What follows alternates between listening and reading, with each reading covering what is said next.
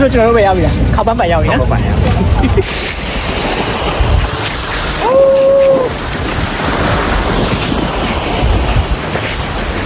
ရောက်လာတယ်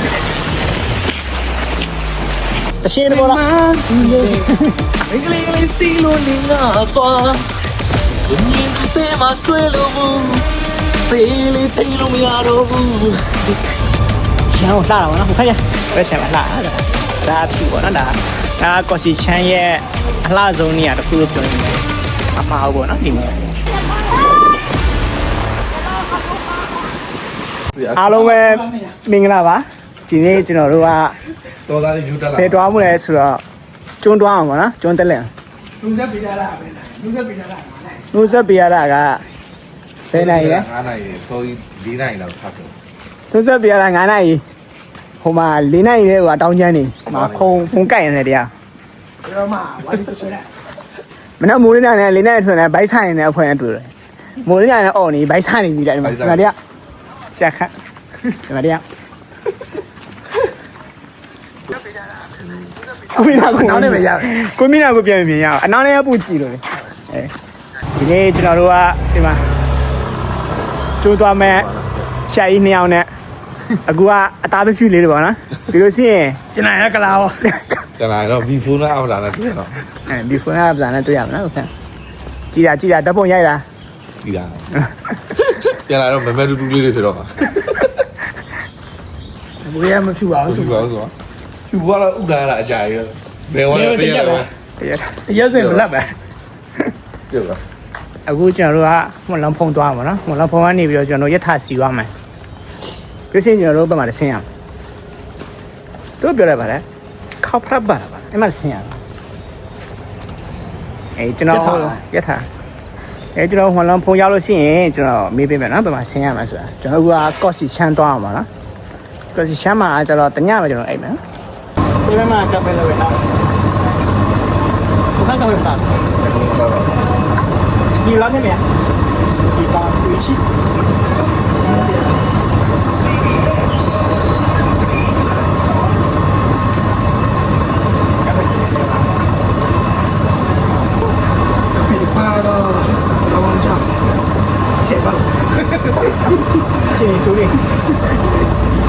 ရှာရတော့ဝီဒီယိုရိုက်ရင်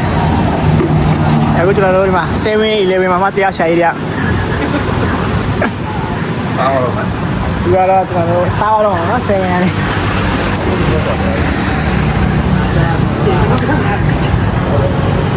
ဖိမဆက်ပါလား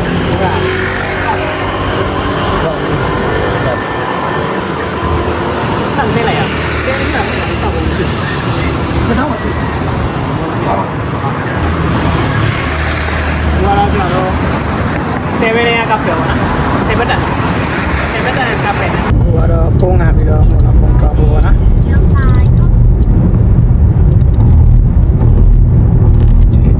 တရားရည်ရထားဘူးလားရထားဘူးလားဘာလဲတော့လွယ်တဘူးလားတက်လို့တရားတက်လို့တရားဆင်ရတယ်ဘူးလားမဆင်းဘူးဟုတ်တယ်ဒီတော့လည်းမင်းရတာကြာရတဘူးလားတက်လို့တရားဆင်ကိုခဏမှဆိုတာပြီလားဟုတ်လားအားချာဘယ်လိုကောတော့သူတို့ကတော့စိုးတော့တဲ့ကတော့ကျွန်တော်တို့ဒီမှာစတာနီလုတ်ဖိုင်ဟွန်လောက်ဖုန်းနော်ဒါအိမ်မှာဒီဟွန်လောက်ဖုန်းဒီဘက်ချမ်းဟိုဘက်ချမ်းကိုကျွန်တော်တို့သွားလို့ဆိုဒီဘက်ချမ်းလာရှာပါလို့ရှိရင်ကျွန်တော်တို့ကဟွန်လောက်ဖုန်းရတော့နော်ဒီမှာဒီဘက်ချမ်းမှာအနောက်မှာစတာနီလုတ်ဖိုင်ဟွန်လောက်ဖုန်းဟုတ်နော်ဒီမှာရှိပါဒါအိမ်မှာရှိနော်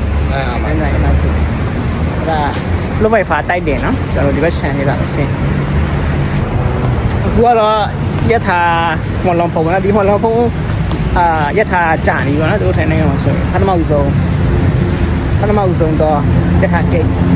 အခုမှသူတို့ကဒီပါတယ်ဘန်ဆူမှာသူတို့အတစ်တွေ6လောက်လာတော့နော်ဒါအတစ်အကြီးဆုံး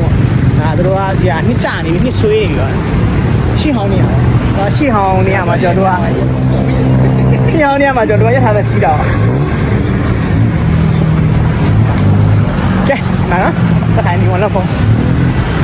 ဒါမှဆို3ကောင်းမကတော့နော်ရောက်လာတယ်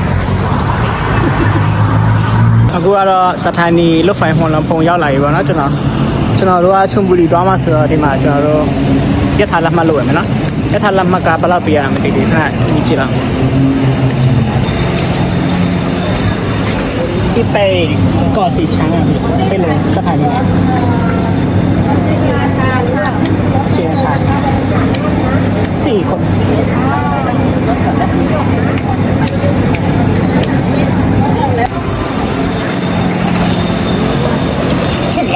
အခုဆိုရလိုက်ပါနော်အဆက်မလားတရားဘယ်လောက်ပေး28တရား28ပါပေးရမှာတရား28ပါခုနကမစင်းရတာကိုပဲစီလာချားမစင်းရတာဟုတ်လားကောင်းတာတော့ကိုခန်းလို့ရတာ မနောအောင်စားလူကတော့ စီလာချားမှာအစင်းနေကခောက်ဖတ်ပါတယ်လို့ခောက်ဖတ်ပါဟုတ်သူကြီးတာလေးဒီမှာလေးစက်ဆန်လေးလောက်ပါတယ်ဟုတ်လားအေးစီလာချားစီလာချားဒီမှာသူကြီးတာမှာ6:55ပါနော်ပြထား6:55ထွက်တယ်ဒါပေမဲ့ဟိုကို10:12မိနစ်လောက်ဆိုရအောင်ဒီလိုစီရင်ကျွန်တော်တို့ပြထားပေါ်မှာတွေ့မှာနော်ဒီမှာဘောနော်ဒီမှာဘောနော်ဒီမှာဘောနော် အေးလောက်လိုက်ပြီ ဒီမှာအဲ့လေကိုခဏမမဆိုးနေ နဲ့တကယ်လေးနဲ့ပါခင်ဗျာ ဒီမှာနောက်ကြတာမိုက်ကိုတစ်ချက်လောက်ခောက်ထည့်ပြန်ဦးခင်ခောက်ထည့်ပြထားထားကြတော့ ခောက်ထည့်ပြီနော် ခောက်ထည့်လိုက် ထင်ရကြံခဲ့ ဒီကကြံခဲ့ပြီငါမှစမပါတော့ဘူးမသိဘူးစိတ်မကောင်းဘူးအလား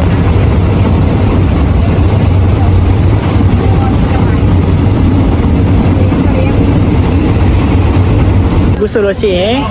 ခေါက်ဖတ်ပါရောက်ပြီပေါ့နော်အခုဆိုကျွန်တော်တို့ပဲရောက်ပြီလားခေါက်ဖတ်ပါရောက်ပြီနော်ဟုတ်ပါရဲ့အထားနဲ့ခ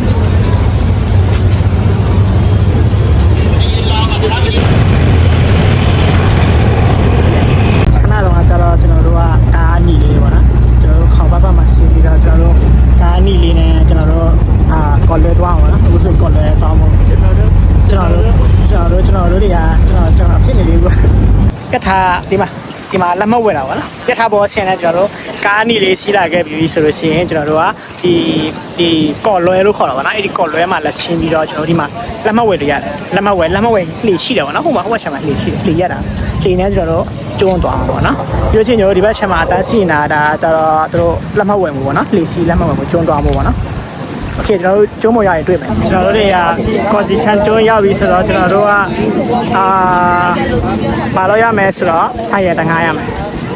ကျွန်တော်တို့ကဆိုင်ကငှားပြီးတော့မှကျွန်တော်ဆောက်နေလို့ရမယ်ဆိုတော့ကအခုကျွန်တော်ဆိုင်ရတငှားလောက်ဖေးပူတယ်အသားမဲမှဆိုလို့ကော်စီချန်ကျုံးရဲ့အဓိကနေရာကြားတဲ့တိုင်မှာအခုကျွန်တော်ဒီတိုင်မှာပေါ့နော်ဒီကတော့တော်တော်ကြည့်ရစိမ့်ရကျွန်တော်ရေးကြည့်အောက်ထိကြရေးကြည့်တာမကြည့်တာကျွန်တော်တို့အောက်ထိကိုတွေ့ရတာပေါ့နော်အမှငါးလေးကြီးကူးနေတာအစတွေ့ရတယ်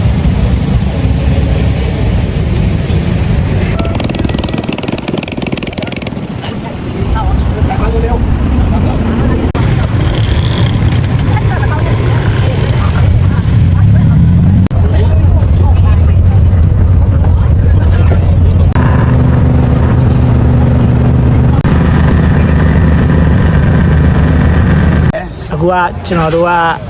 ဆိုင်နယ်ဘယ်လိုခေါ်လဲမဆိုအဲ့ဒီအလိုက်တာကျဲဥနေလေရောကျဲတယ်နော်ကျဲအော်ရကျဲအော်ရအိုင်ဆိုင်ဘယ်လိုဖြစ်လဲ ဖိုက်ဆိုင်သူကအသားလေးဇက်တုံပြီးတော့နော်မရတော့ဘူးဖိတ်တုံ ဆိုင်မမောင်းလိုက်တော့ကြာတယ် ဖြူလဲ ပဲဆိုင်ကျွန်တော်တို့အစီပါအစီပါ ကြာကြီးကြီး ကိုကတော့ကော်စီချမ်းရောက်နေပြီပါနော်ကျွန်တော်တို့နေ့လက်စားလက်စားတာပေါ့သမင်းလက်စားတာသမင်းဆိုင်ကလူပြည့်ရပါပြီဆိုတော့နေ့လက်ပဲသမင်းလက်စားလို့ညာအခုကျွန်တော်တို့ကတရားဖြူရောက်နေတာပေါ့နော်ကော်စီချမ်းတရားဖြူကော်စီချမ်းတရားဖြူအဲ့ဘက်ချင်ပါလို့အေးကိုတွားအောင်ပါနော်ဆိုင်ငယ်ရက်ပြီးတော့အဲ့ဘက်ချင်အောင်တွားအောင်ပါနော်အခုဒီမှာဟိုမှာမမတွေဓာတ်ပုံရိုက်နေကြတာအောက်မှာဆင်းပြီးတော့ကျွန်တော်တို့ကိုမမတွေစီတော့ကြည့်မယ်ကိုမမတွေအောက်မှာဓာတ်ပုံရိုက်နေတာတော့ကြည့်မယ်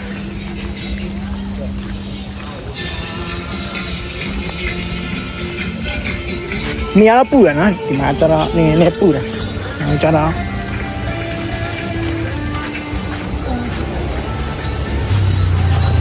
မရှာရတဲ့ပုံရိုက်没干谁呀？ မိတ်ကက်ဆီယမမိတ်ကက်ဆီယမတယောက်ပါကျွန်တော်ပြရမယ်မိတ်ကက်ဆီယမ 你要去没他，然后叫他给我拉 မိတ်ကက်ဆီယမမိတ်ကက်ဆီယမမိတ်ကက်ဆီယမဒါကဓပုံရိုက်ရဲဆရာမင်းနာ 爸的。 မင်းနာဓပုံရိုက်ပြီလားကျွန်တော်တို့မဆိုဘာပြောရှင်းလဲ 妈表情我打 ဘာ 他 ပြော。ရှင်းဒါလှကြည့်မလားကြည့်တာ ရေပေါ် တရားပြူကကျွန်တော်ဒီဘက်ရှာပါနော်ရှာမင်းနာ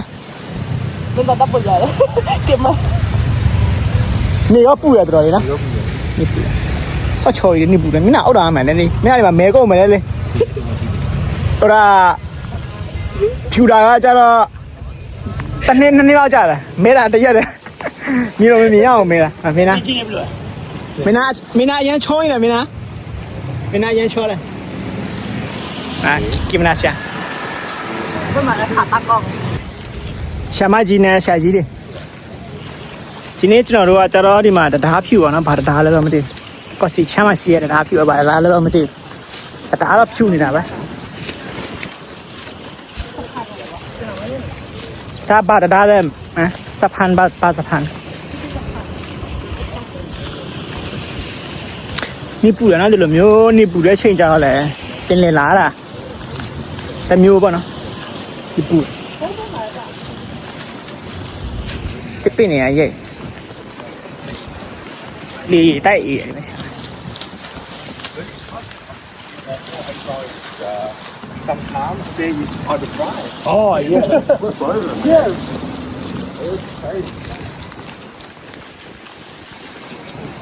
你的大力吧呢？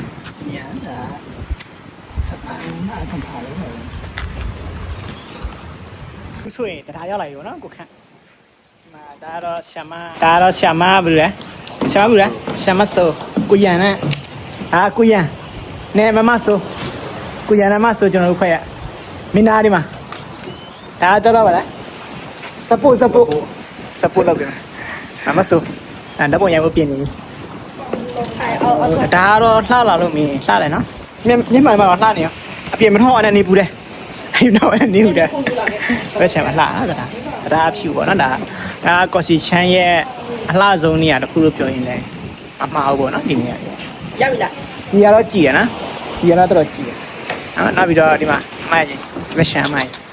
ကင်မရာရိုက်မှုပြင်နေပြီနော်ဒီမှာ 咱没把打不也不嘛， မင်းတော့ပုံရိုက်လို့ ဓပုံရိုက်ပါဒီလေပဲရိုက် 哎，别来嘛呀， ဒီလေကနေမရိုက်ဘူး ဒီပေါ်ပေါ်နဲ့ 都碰见， ဒီဖုန်းနဲ့ချိန်ချင်း အော် 就看到你把你照 ဖန်လေးတွေမွေးတယ် ဟိုဟိုးမှာပါဖူးရဲ့ 三不那么样，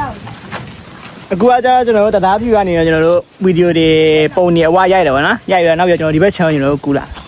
ဒီဘက် channel မှာဓပုံရိုက်တဲ့ခိုင်ကုန်လေးရှိတယ်ဗောနော် ဒီပင်းနေရတော့တည်နေပါပြီဘာမှမရှိတော့ပါဘူး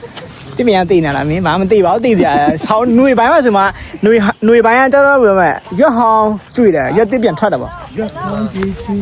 哎，那好的了，那毛病， ဟိုဘက် channel မှာလေနေတိုက်တယ်ဒီဘက် channel မှာလေ အဲ့ဒါတရားဖြူရဲ့မျက်ဆောင်ဖြူပါ သူလည်းဒီဖုန်းကိုရိုက်ဝင်ကိုဖုန်းကိုရိုက်ပဲညတော့ပူလာသေးတယ် ရတော့ ရှောက်တယ်ကိုကတော့ဒီလိုပါမနော်အောက်မှာတရိုက်မယ်ဗောနော်ဆာကြီးကအောက်ဆင်းလိုက်အောက်ဆင်းရိုက်လို့ရနော်တင်တယ်ဒါရှောင်းလှအောက်ဆင်းရိုက်လို့ရ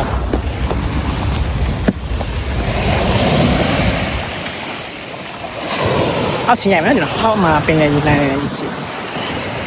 ဟိုဘက်ချမ်းမလာရွာလေဒီလိုမျိုးထိုင်ကုန်လေးလို့လာပြီပုံရိုက်လို့ရတာနော်အရှာအနောက်နေကြလို့ရှိရင်လှသူကနာရီတို့ကပူလာမသိဘူးရေတွင်ရေခူးရှင်းတာပဲရေပဲထိရှင်းတာဒီမှာဒီအောက်နာလေးမှာပေါ့နော်ဓပုံလေးရိုက်ကြတာပေါ့နော် ဗီဒီယိုဆရာ ဆိုတော့ကတခုပြောပြမယ်အားလဲဆိုတော့ ရာဒီလိုရှိ ရားတယ်လို့ရှိတယ် ဟိုအားဖို့လို့ရှိတယ် ဟုတ်လားဟုတ်လို့ရှိတယ်ခဏပြောမှလို့မိပါရေသူတို့ဖျက်လိုက်လားမင်းငါဘာပြောမှလည်းမသိဟောဒီကောင်းနေဒီအကိုကြီးတွေအမကြီးတွေကိုကျွန်တော်ကမာတူးကျွေးပါပေါ့နော်ကမာတွေဒီမှာကမာပုံရှိရောနော်ဒီတို့ကိုကြီးမိုက်တွေကျွန်တော်တူးကျွေးမှာဒီနေ့ကမာနဲ့စားရမယ်နော်ဒါတော့နောက်တနေရာပါနော် ဘယ်နေရာလဲဆိုတော့ထမ်ထလီလို့တော့သူရေးထားတယ်နော်ဘယ်ပြောမလဲဆိုတော့ပင်လယ်ကူပေါ့နော်ပင်လယ်ကူလို့သူရေးထားတယ်ထမ်ထလီကျတော့ပင်လယ်ကူပေါ့နော်ဒီမှာသူရေးထားတယ်ပင်လယ်ကူကပင်နားထဲမှာရှိတယ်ထမ်ထလီလို့သူရေးထားတယ်ထမ်ထလီနော်ပင်လယ်ကူကဘာမှရှိတယ်မသိဘူးဒီဘက်ချမ်းတော့လှတယ် ကျွန်တော်ဒီတူလာဖို့နေပေါ်သမီးကနေရတော့မှလေလင်းကနေရောက်ပြီ တော့လုံး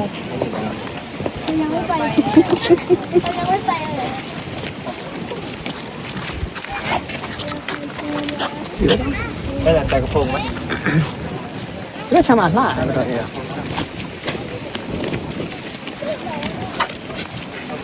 number 1ဟဲ့နေရ number 1 2อ่ะလေဒီမှာဒါ number 1လို့ကြီးကြတာလေစောက်ဖို့လိုင်းမကောင်း ကပ်ဖို့အေးတော့ဆိုင် MPD ဝယ်တော့လိုက်မကောင်း no one အခုမိုးတဲ့ကမဆိုင်ရ ဘယ်သူရစောက်ဖို့ ဆောက်ဆမ်းမ လိုင်း ခွဲ မကောင်းစောက်ဖို့ number 1နဲ့ကြီးလို့လိုင်းမကောင်းဒီကောင်ထူอ่ะစောက်ဖို့လိုင်းမကောင်းကျွန်တော်လည်းတူတူပါပဲကြီးကြတုံးတာပါနော်ဘယ်ချမ်းမှာလှတယ်အဲ့ဒါဒီဘက်ချမ်းမှာ view လှခေါင်းနေရစားပြန်ထွက်လန်ထွက်ကုန်ပြီလောက်ကြပါအောင် ပေါ်သားလေး မင်္ဂလာပါတော်သားတယ်ဒီမှာလောက်ကြပါအောင်ကိုလာဒီမှာလားမင်္ဂလာပါ ပေါ်သားလေးအစလာမဟဲ့ဒီတော့ဒါလေးဘာလဲက ရာသာရှင်းတော့ဒီအောက်ကိုရှင်းသွားလို့ရတယ်ပါနော်ဒီအောက်မှာကျွန်တော်တစင်ကြည့်မှာကြက် ဟိုမှာလေဒီ ကြက်ချောင်းကြောက်ဖြတ်ဟိုဘက်ချောင်းကြောက်ဖြတ်မှာတပ်ပုံတရရမယ် ငါကြတော့အိတ်ပြီးတော့ရ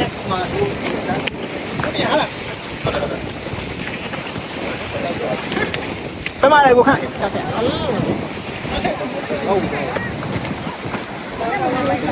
ဒါကြတော့ဟိုကော်စီချမ်းရဲ့အဓိကနေရဖြစ်တဲ့ဒီဟိုကြောက်စွန်းပေါ်ကရိုက်တဲ့ပုံလေးတပုံပေါ့နော်ဒါကကော်စီချမ်းကျွန်းရဲ့လို့ပြောမယ်သူရဲ့အဓိကနေရလေးဖြစ်တယ်ပေါ့နော်ကြောက်စွန်းပေါ်မှာအိပ်ပြီးတော့ကျွန်တော်တို့တပုံရိုက်တာပေါ့နော်ဒီနေရာလေးပေါ့နေရာတော့ပူပါတယ်ဒါပေမဲ့ဒီကတော့တိုက်တယ်ပေါ့နော်အဲ့မဲ့ကျွန်တော်တို့ဒီဟိုလာတာ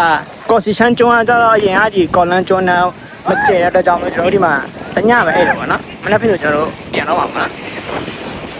အဲ့ကြောင့်ကိုအောက်ဆင်ချင်လို့ပင်နာလေးမှရဲလို့ရတယ်โอเคကျွန်တော်တကယ်ချင်းအပေါ်တက်ပါပြီသူတို့ဘယ်ကနေတပြန်ဆင်မလဲမသိဘူးကျွန်တော်ကြည့်တော့တကယ်ချင်းနောက်လိုက်ပါတော့နော်ဒီရောက်နေတဲ့နေရာဟာဒီမှာဟိုအာစီရောတော့အောင်ယူပါတော့ကျွန်တော်မောင်းထုတ်နေပြီကျွန်တော်အပေါ်တက်ရတော့သူတို့တက်မှရရကျွန်တော်မောင်းထုတ်နေပြီကျွန်တော်ဒီပေါ်တက်လိုက် အပေါ်ကနေလိုက် တော့ပေါ်ရမယ်ရှာကြီးတွေမောင်းထုတ်နေဒီမှာကျတော့တက်ရတော့ဗောနော်ကူတွေကြောက်ဆောင်နေမှနေတော့ဒီအောက်မဆိုလဲကြောက်ဆောင်ရှိရကြည့်ကြည့်ပြတ်ပြီမနော်ကွန်ပျူတာကြောက်မကြကြောက်ဘူးလို့ခေါ်တာနော်ကြောက်ဘူးခေါ်ဟိုကတော့ဒူတောင်းနေပြီလောက်ကြပါဦးဒူတောင်းနေဒါအခုဆိုလို့ရှိရင်ဗောနော်ကျွန်တော်တို့တရုတ်ပုံကြောင်တက်လာတာဗောနော်တရုတ်ပုံကြောင်မှာကျွန်တော်တို့လာပြီးတော့ပြပြပြီမယ်နော်အခုကျွန်တော်တရုတ်ပုံကြောင်ပေါ်ကကော်စီချမ်ပြူဟိုဆရာမကော်စီချမ်ကျုံလို့ပြောမယ်ဟုတ်လားဒါဟဲ့ဆောလာဟုတ်ဆောလာကျုံလာနော်တော်ဒီလာဟိုဘာဆရာမလာ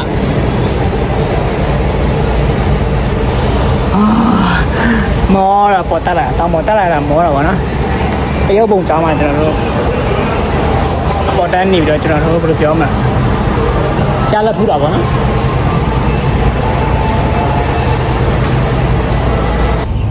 ရအောင်လှတာဗောနော်ခုခက်ရလှတာနော်ခက်နော်ကြာခုခက်မောလာမောလာ ဒီဘောတောင်ပေါ်တက်လာတော့နှလုံးတွေပါတတ်တော့ ဖះမဖူးလဲကုလို့ရပြီနော်တက်လာတဲ့ကကုလို့ရရင်ဟုတ်ခက်ဒီမှာတရားအကိုကြီးဓာတ်ပုံလေးရတာဖះတော့ဖူးတာညီကိုဓာတ်ပုံလေးရတာဖះတော့ဖူးတာ အခုလောက်ပါ အခုတော့ပါခုကျွန်တော်တို့နေရာတစ်ခုထိုက်လာတာပေါ့နော်ဒီနေရာဘယ်နေရာလဲဆိုလို့ရှိရင်ဒီနေရာဘာနေရာကျွန်တော်အောက်မှာစာတန်းထုတ်ပေးမယ်နော်ဒီနေရာလို့ဆိုတာစာတန်းထုတ်ပေးမယ်ဒီအောက်မှာဒီညရဲ့ဓာတ်ပုံရရရတာပေါ့နော်မြူဝင်ချိန်ပေါ့ခက်တဲ့နေရာ တရားရှိတယ်ဒီဘက်ချမ်းမှာတရားရှိတရားပြည့်ရှိတယ်ချက်ကျေ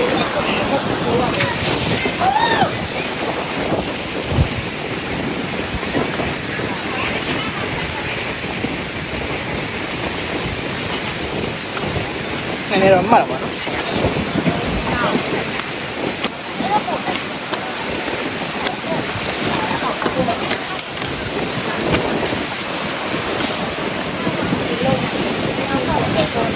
ပါကြပြီဟာနေဝင်ချင်း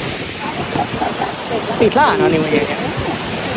နေရဒီဘက်ဆောင်တွေ့ရတယ်ဝေါအရမ်းမိုက်ရမ်းမိုက်ဒီဘက်ဆောင်ကြားရှင်နော်ပင်လယ်ပြင်ကဒါဥဒ္ဒဘက်ဆောင်မှာရောက်ပြီးတော့ပင်လယ်ပြင်ကိုရိုက်တာဒီဘက်ဆောင်နေဆိုလို့ရှိရင်နော်ကျွန်တော်ပြရအောင်ဒီမှာတရားတစ်ခုရှိတယ်ပါတရားလေဒီပေါ်တာဒီဟိုဘချန်ဒီမှာတရားရှိဟုတ်ကောရှိတယ်နောက်ပြီးဒီဘချန်ဟိုအောက်မှာချင်းရတယ်ဟိုအောက်မှာချင်းရတယ်အားရှိဒီဘချန်အစုံနဲ့ရိုက်တယ်ဗီဒီယိုပြရမယ်နော်ဒီဘချန်ဗီဒီယိုခိုင်လို့ဘချန်အပေါ်နေ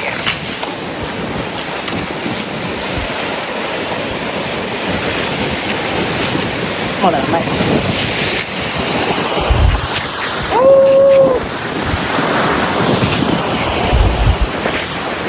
ရောင်းလာရပြီရောင်းလာပြီဒီလိုကြာအရန်ကိုလာဝတ်ချောင်းကြတာအားကိုလာဒီလိုရှိလေနိုင်ငံရာရောက်နေတယ်လို့ပဲ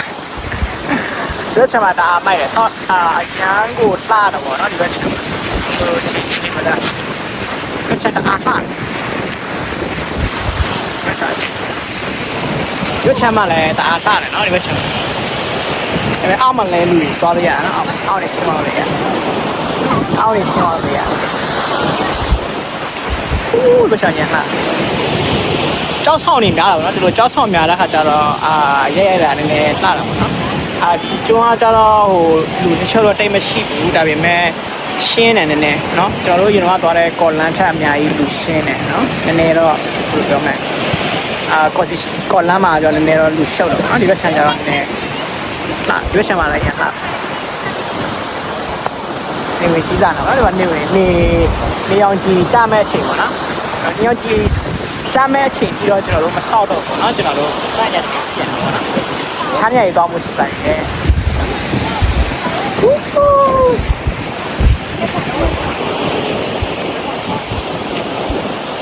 ဒီမှာကျွန်တော်တို့ဗာလဲဖရဲတစ်ခုတွေ့တယ်ပေါ့နော်အဲ view လှရအောင်လို့တရားမွေးရလားလေးရောက်ပဲကိုခန့်တဘောလောက်တရှင်းတဘောလောက်သူလေးမိကလေးကလေးစီလိုနေငါသွားမြင်သူတဲမှာဆွဲလို့မူတေးလေးထိန်လို့မရတော့ဘူး YouTube ဘန်မယ်နော်ဟုတ်လားအားမျိုးရှင်းဖြတ်လိုက်ပါလေတူတန်နေမှာမလားဒီမှာရောက်လာပြီပေါ့နော်ဒီနေရာမှာအရန်လှတာပေါ့နော်ဝူးအရန်ကိုလှတာနော်ဒီမှာကျဝေါဘယ်ချက်မှကြည့်ခဏကျော်သွားကြတဲ့နေရာပေါ့နော်ခဏကျော်အောင်းနေရိုက်တဲ့နေရာခဏကျော်ရိုက်တဲ့နေရာဟုတ်တော့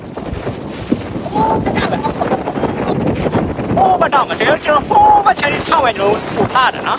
ဒီဘက်ချန်လေးကကျွန်တော်နေဝင်ချိန်ဆိုတော့ဒီဘက်ချန်လေးပို့ထားတယ်ဒီဘက်ချန်တော့မမြင်ရတော့ခဏကျွန်တော်ရိုက်ပြတဲ့နေရာပဲနော်ဒီဘက်ချန်တော့မြင်ရတယ်နော်ဘာရှိရဆိုဒီအောက်မှာကျတော့အန်ဒီရောနည်းနည်းများနော်ဒီအောက်မှာဆိုဘာမှအကာမရှိဘူးဒီလိုစောင့်ယူပါနော်ဒီလိုအပေါ်တက်ကြည့်ပါဘောနော်ဒီမှာတော့သူနံပါတ်တော့ရည်ရတယ်အဲ့ဒါပေါ်တက်ကြည့်ဟာပေါ်တော့မရရတော့လေကျွန်တော်တို့ဒီဘက်ချမ်းမှာတက်ကြည့်ပါလေတောက်လေရရမှာ ခါရဲ့ဖုန်းတစ်ချက်လောက်ယူပေးလိုက်အောင် အပေါ်တောက်ရရတယ်မဟုတ်လားဆရာခါအိုးအဲ့ဒီအခုပေါ်မှာဖုန်းကြံခဲ့တယ်ဘိုက်လေဒီထားနော်မှာကျွန်တော်ပြောတယ်ဒီမှာလေတောင်းပေါ်တက်ကြည့်အောင်မလေးမရှိတော့တောက်လို့ရနေတယ် မသိဘူး ထိတ်ထိတော့ဒီပူပါ အာမရှိတော့ဒီလောက်ပဲရတော့တယ်ဒီလောက်ပဲရတော့မလား ပေါ်နေအဲ့ဒီပေါ်နေအောက်ရိုက်ချ ဒီလောက်ပဲရှိတော့နော် ပေါ်နေရှင်းနေတယ်တော့ ဒီဘောနဲ့ရိုက်ချအောင် အဲ့ဒါပဲအဲ့ဒါပဲ 对了，接，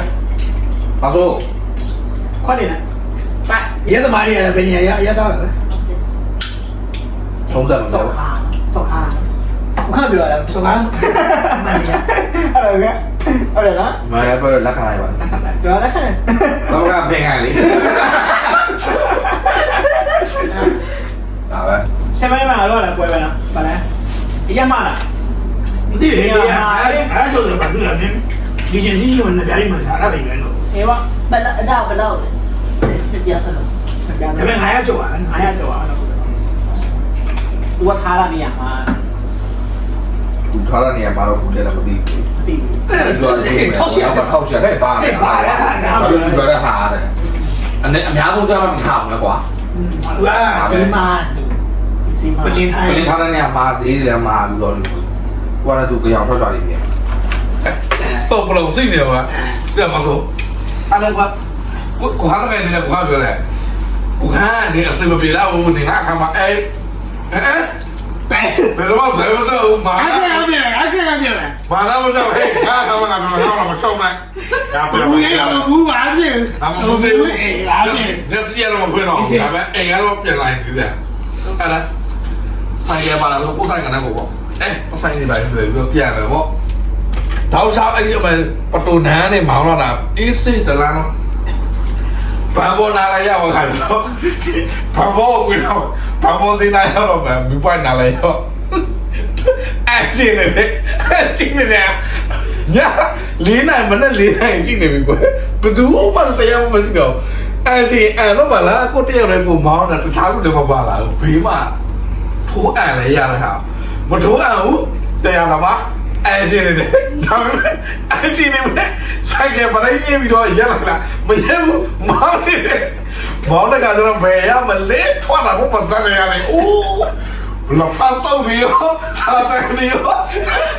我打的哟，真打的哟，要不然把三个给狗串，你白的哟，怕的哟，狗串的哟，串的了，原来我都拿串皮也别嘛俺了，不是，毛的爬不进去，看的我，他来澳洲，我来串的，串的没有，毕竟呢，三个澳洲的时候。妈妈背来的不要啊！少过来我俺们也是哦，忙碌搞了么事呀？看到，အဲ့မလို့ရပါအဲ့မလို့ရပါ 不是陪男人嘛，也能听的。都他里来叫我们打呀嘛，也我的一安排，穿的人啊，爸爸嘛背那种白真的，完了了你喂，你原来就完了啦，你也比你嘛俺还不了嘛俺我穿的人那毛的啊婆了穿啊我了穿的晒。要的，我那木来了，晒个吧，俺们的米白的要烤皮的，我操！咦，米味，我那木的俺们不掉了，晒个里面都是个大的臭着，晒个到膝盖的，比嘛没听不到俺们没多的，没听不到那边哎那没听过，我妈哎的不，晒个一到膝盖的了，阿爸爸，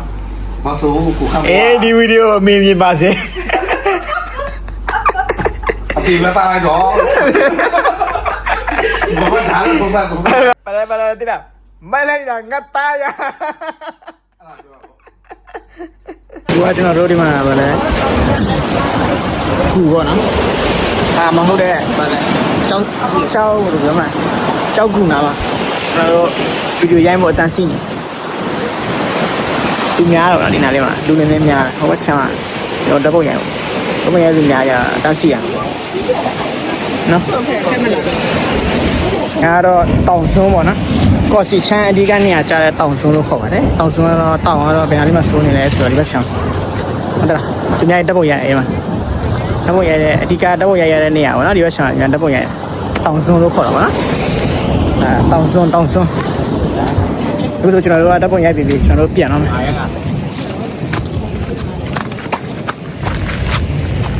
လူအများပဲသူများတန်းစီနေဆိုတော့ကျွန်တော်တို့အာနာဆောင်း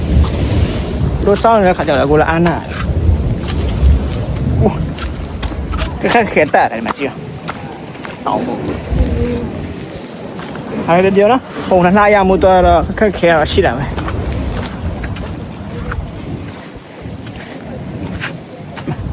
ဒါအောက်ပါချင်မတ်နိုင်တော့ရိုင်ဟုတ်ချင်တယ်ပေါ့ရိုင်ဟုတ်မလားမတော့ပေါ့ရိုင်နေအမ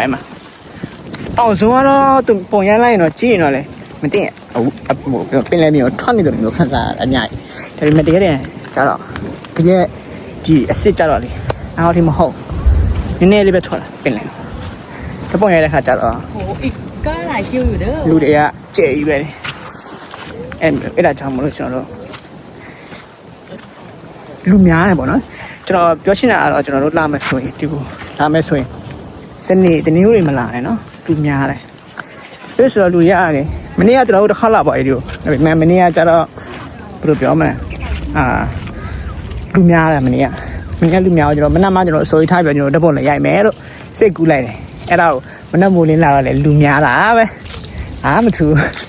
မနက်လူများတယ်အနေနဲ့လူများပြောချင်တာကတော့စနေတနင်္ဂနွေပိတ်ရက်တွေကိုမလာကြပါနဲ့ဂျာရက်လာပါတင်းလာနေတောက်ကြနေပြီပေါ့နော်အဲ့ဒါဆိုကျွန်တော်တို့တက်ဖို့ရတဲ့ခါကြားရင်လေကိုလိုချင်တဲ့ပုံနှလားလေးလည်းရိုက်လို့ရတယ်โอเคဆိုလို့ရှိရင်ကျွန်တော်တို့ပြန်တော့မှာပေါ့နော်ဟိုတဲကနေချီအောင်လုပ်ပြီးတော့ဆိုင်ငယ်လည်းအပ်လိုက်ပြီဆိုင်ငယ်တွေကဒီအချိန်မှာအပ်လို့ရတာပေါ့နော်သူတို့အင်ကြီးပန်းရောက်နေလူတွေအကုန်လုံးပဲဆိုင်ငယ်အပ်လို့ရ